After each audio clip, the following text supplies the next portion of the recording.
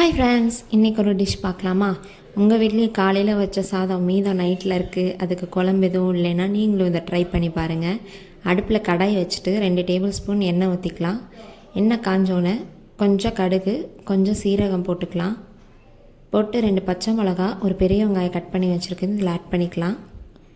வெங்காயம் நல்லா வதங்குற அளவுக்கு வதக்கி விட்டுறலாம்.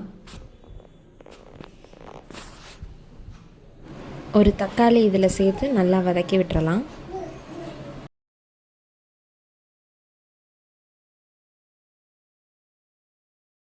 தேவையான அளவு உப்பு சேர்த்துக்கலாம்.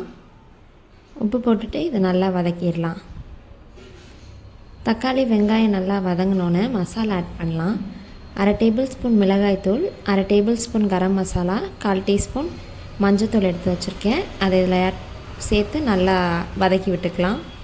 வதக்கினோன்னே இதுக்கு 2 முட்டை எடுத்து வச்சுருக்கேன். அதை இதில் உடச்சி ஊற்றி நல்லா வதக்கிடலாம்.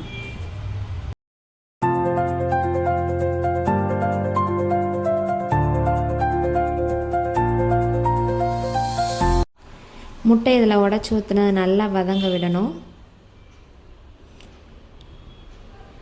நல்லா வதங்கினோன்னே நம்மளோட லெஃப்ட் ஓவர் ரைஸ் எடுத்து இதில் ஆட் பண்ணிக்கலாம்.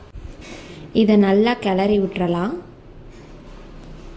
சாதம் முட்டை எல்லாம் சேர்ந்து வர மாதிரி நல்லா கிளறிடலாம்.